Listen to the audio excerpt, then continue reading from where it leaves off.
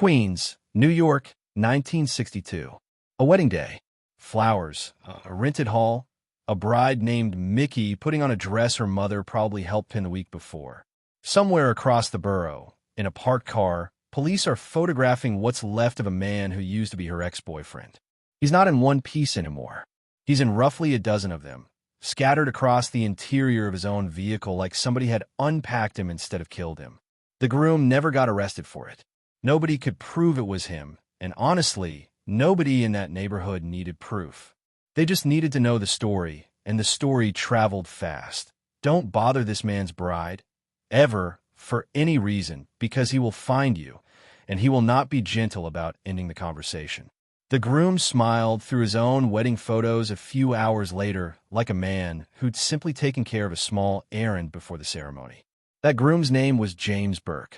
Everyone who knew him called him Jimmy the Gent because he had a habit of slipping $50 tips to the truck drivers he'd just hijacked at gunpoint, like a man who genuinely believed manners and murder could coexist in the same afternoon.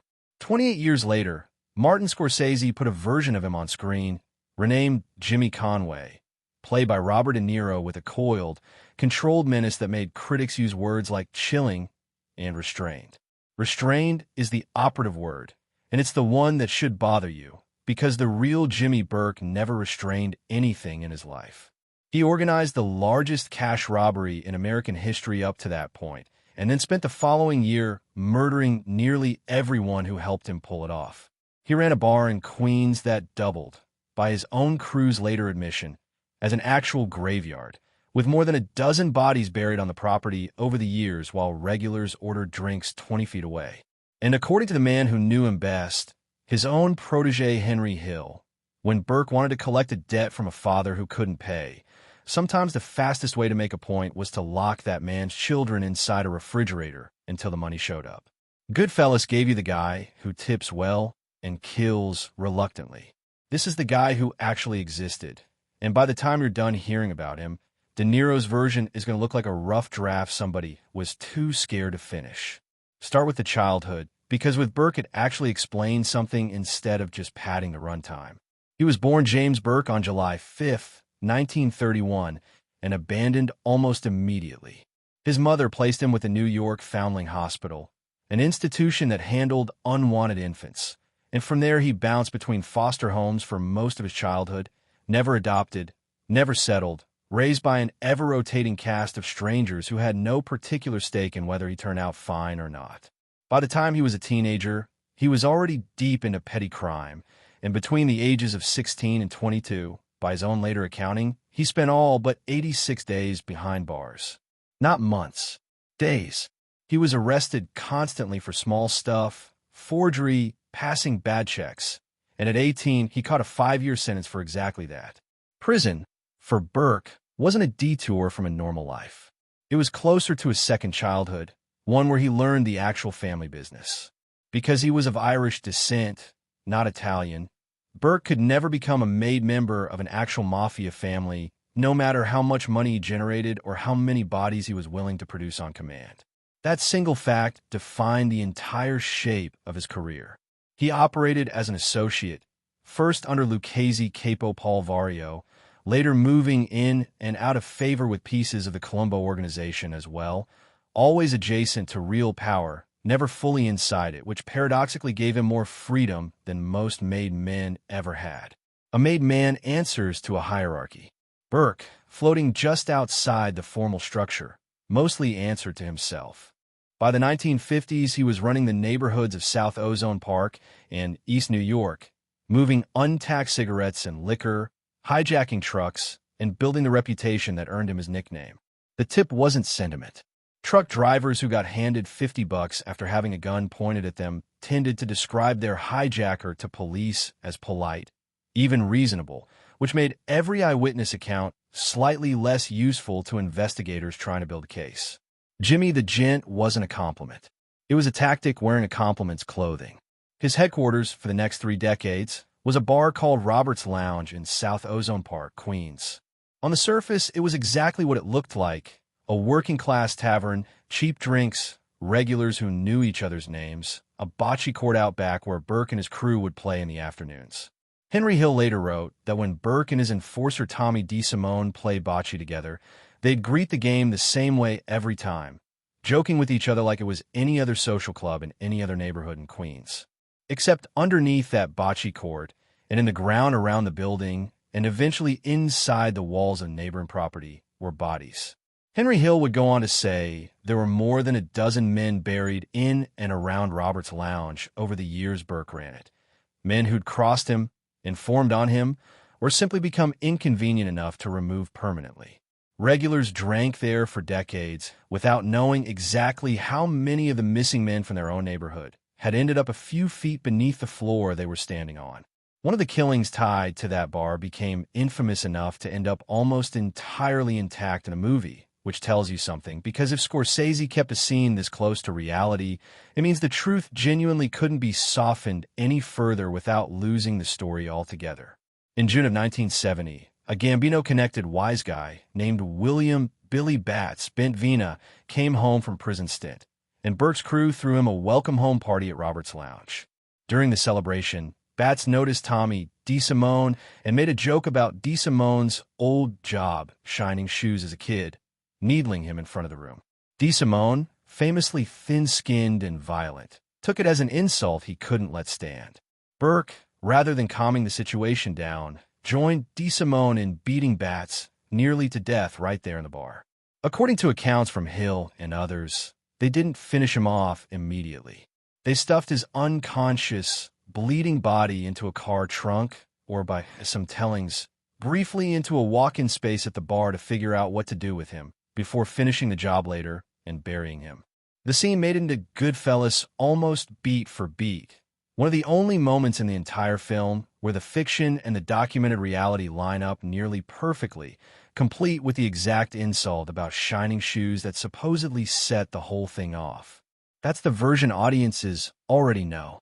Here's the part the movie never touches because it happened to Burke's own family, and it doesn't fit the story of a controlled, calculating killer.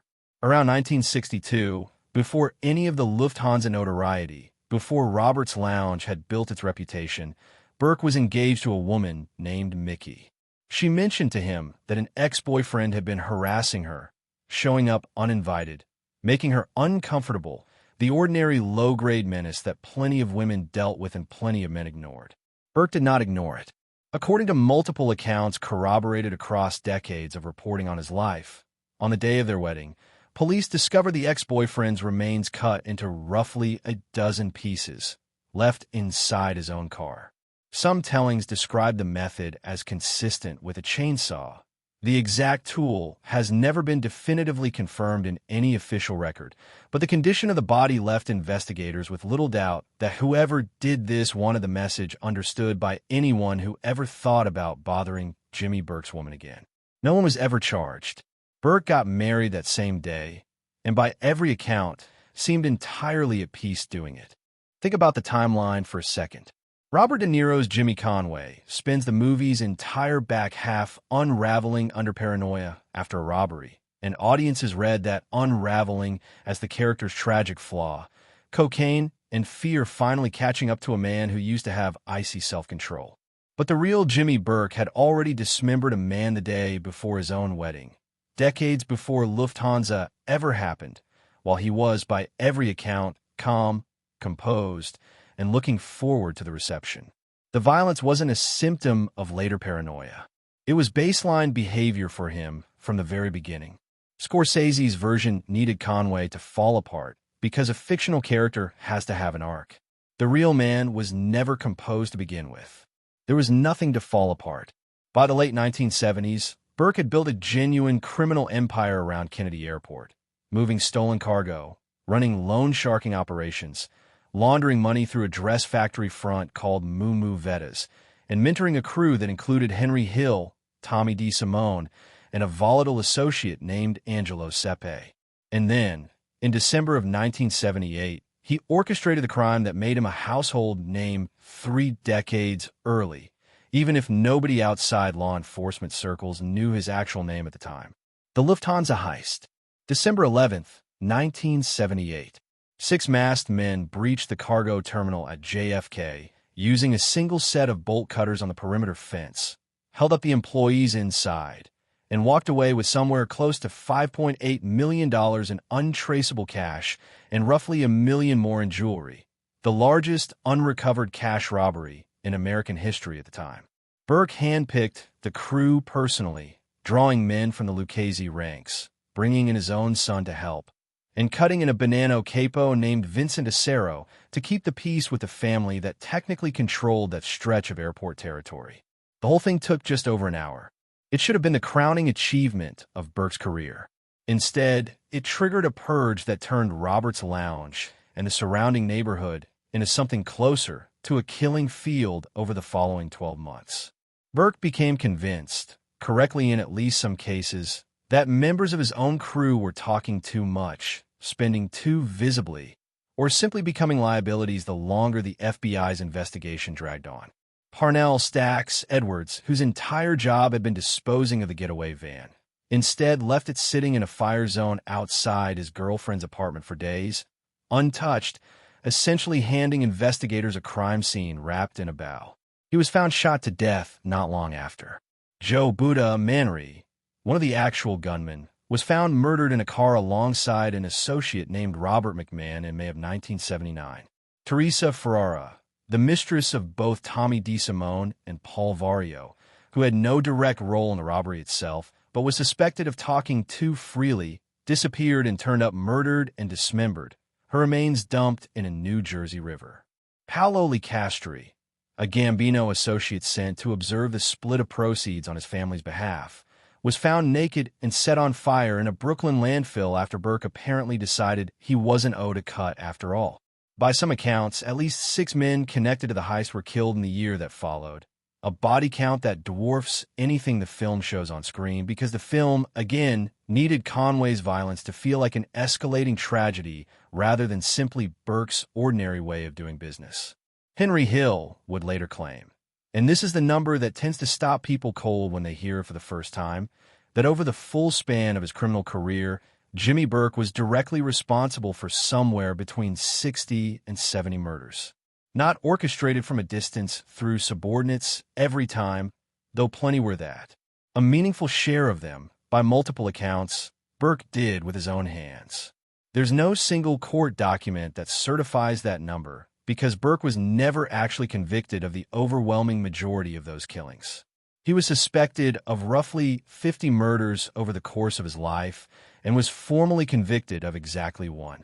That one conviction came from a killing that had nothing to do with organized crime rivalries and everything to do with Burke's temper over money. A con artist and small-time hustler named Richard Eden had swindled Burke out of roughly $250,000 in drug proceeds, and rather than simply writing off the loss, Burke murdered him. This one stuck. In 1985, while already serving time on an unrelated conviction, Burke was tried and convicted of Eaton's murder and handed an additional 20 years to life, on top of whatever time he already owed the system. That unrelated conviction is its own strange footnote, because the crime that actually put Burke behind bars for the longest stretch of his life wasn't murder, wasn't hijacking, and wasn't Lufthansa at all. It was point shaving in college basketball. In 1978 and 1979, gamblers connected to Burke's network recruited players on the Boston College basketball team to intentionally manipulate the point spread in games, shaving margins in exchange for cash payments funneled through Henry Hill. Burke provided the financial backing and the muscle behind the operation, ensuring the players stayed cooperative and the bookmakers stayed paid. When Henry Hill eventually flipped and began cooperating with the FBI in 1980, his testimony became the centerpiece of the government's case not against Burke for murder or robbery, but for conspiracy tied to that college basketball scandal. In 1982, Burke was convicted and sentenced to 20 years in federal prison. The man suspected of orchestrating one of the largest heists in American history and somewhere north of 50 murders finally went down over a rigged basketball game. And Lufthansa itself, the crime everyone remembers his name for, never resulted in charges against him at all. Investigators knew. Federal prosecutors said publicly later that there had never really been much mystery about who was behind it. They simply never had enough hard evidence to bring an actual indictment before Burke died, meaning the single most famous crime of his career remains, to this day, officially unsolved on paper, even though virtually everyone who studies the case treats his involvement as an established fact. While serving his 20-year sentence for the point-shaving conviction, Burke was tried separately for the Eaton murder and hit with the additional life sentence, effectively guaranteeing he would die in federal custody regardless of parole eligibility on either individual charge. He spent his remaining years bouncing through the federal system before landing at Windy Correctional Facility in Alden, New York, where he was eventually diagnosed with lung cancer. He died on April 13, 1996, at Roswell Park Cancer Institute in Buffalo, at the age of 64, 12 years before he would have even become eligible for parole on the murder sentence alone.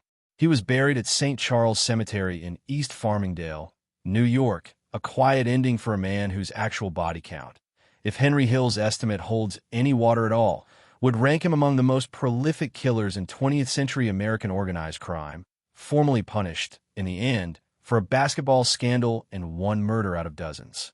His family didn't fare much better after he was gone.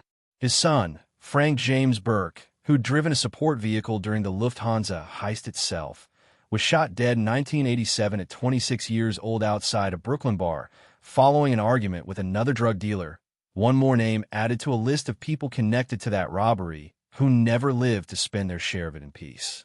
Burke's daughter, Catherine, went on to marry a Bonanno crime family figure named Anthony Indelicato, tying the Burke name permanently into the same organized crime world her father had spent his life orbiting but never officially belonging to.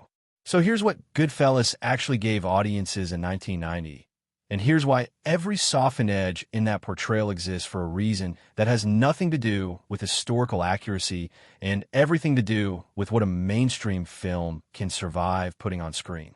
Robert De Niro's Jimmy Conway is terrifying because of his control, the sense that every act of violence is a calculated business decision, a man managing risk the way a CEO manages a balance sheet. It's a brilliant piece of acting specifically because it makes cruelty feel rational, almost professional. But the actual Jimmy Burke was dismembering the men who bothered his fiancée before he'd built any of the businesses that supposedly justified his later violence as a matter of professional necessity. He was locking children in refrigerators to squeeze a few $1,000s out of their broke fathers, a detail Henry Hill described plainly, and that never made it anywhere near the script, because there is no way to film that scene and still ask an audience to find the character charming 20 minutes later. He was burying more than a dozen men on the grounds of his own regular hangout while friends and neighbors played bocce a few feet above them. An image so casually grotesque that even a film willing to show point-blank executions in a kitchen apparently decided this particular detail belonged on the cutting room floor instead. The movie needed Conway's unraveling after Lufthansa to feel like the tragedy of a good criminal ruined by paranoia and cocaine, because that arc is dramatically satisfying and makes for a better second half of a film. The real man never had an arc to ruin. He was the same person on his wedding day in 1962 that he was during the Lufthansa purge in 1979, someone for whom extreme, almost theatrical violence had always been the first response rather than the last resort. There was no fall from grace to dramatize, because there had never been any grace to fall from in the first place. What you're left with, once you strip away the film's need for a redemption arc and a tragic villain, is a man raised by no one in particular, shaped by a childhood spent bouncing between institutions and strangers, who turned that upbringing into a career built almost entirely on the calculated use of terror, dressed up in just enough manners and $50 tips to earn himself a nickname that sounded almost affectionate. Jimmy the Gent, the gentleman gangster, a man who could hand a truck driver a tip with one hand and, according to the people who knew him best, hold a debtor's own children hostage in a freezer with the other, and somehow feel like the same person doing both. Goodfellas gave you the myth because the myth is easier to sit through for 2.5 hours. The real Jimmy Burke never gave anyone that kind of mercy, not his crew, not his enemies, and by his own protégé's account, not even the children of the men who simply owed him money they didn't have. If you found this one worth your time, subscribe. We cover a new mob figure every week, and drop a comment telling us which real-life gangster we should dig into next.